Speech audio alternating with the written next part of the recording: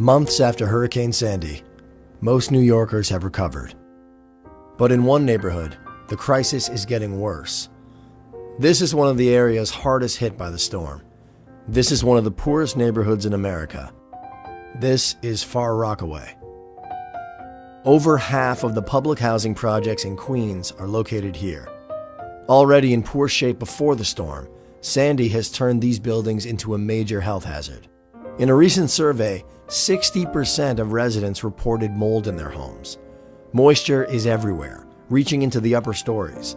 Sandy has accelerated the decay of lead paint and corroded pipes, contaminating the air and the water. We've been having, patients come in with full body rashes after taking a shower. So it's like, what does that say about our water system? The bathtub has been backed up since Sandy. Fumes started coming out. Me and my daughter had to be rushed to the hospital. They taped over the hole and said they would come back, and I haven't heard from anybody. 2 weeks after the storm had hit, I went into an apartment. It was an apartment with 14 people in it, 7 of them kids under the age of 5.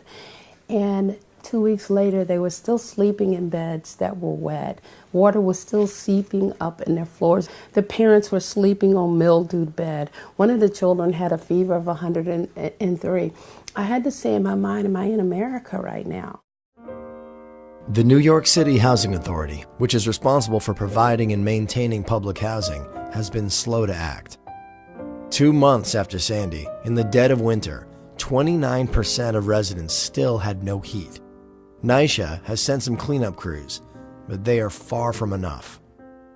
This is what it looks like after NYCHA clean. This looked like it was a fire in here, and it was no fire. This is just mold. And now they want to just paint over the apartment. That's not going to help anything. It's just going to grow back. Can you smell it? Prolonged exposure to mold can cause asthma and respiratory illnesses in otherwise healthy children, but it's just one of the many problems that NYCHA has neglected in the projects for decades. A lot of the issues that were there before are still there and are exacerbated since Sandy struck. It's peeling paint, it's burst pipes in the wall. We have to tie bags onto these pipes to keep water from leaking down on you.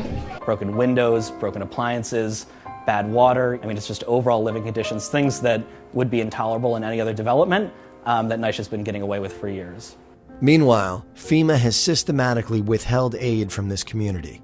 There's an automatic clause in FEMA to where you deny folks who are on welfare automatically. Then you make them go fill out a small business loan, whereas if you could qualify for a small business loan, you wouldn't have to be on welfare. People always suspected that the government didn't have their back, and I think they finally got that confirmation. Where the government has fallen short, local community organizations like the Action Center have struggled to fill the gap. But with few resources, it's an uphill battle. A lot of people don't put a lot of effort into this community, being that it's low income.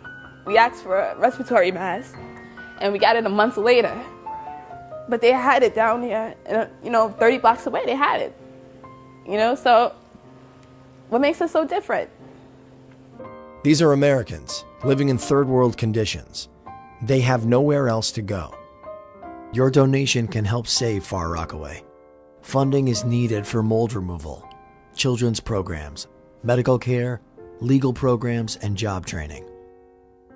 The alternative is to wait, to let the problems grow worse, to watch American children grow up in a decaying slum, drinking polluted water and breathing contaminated air.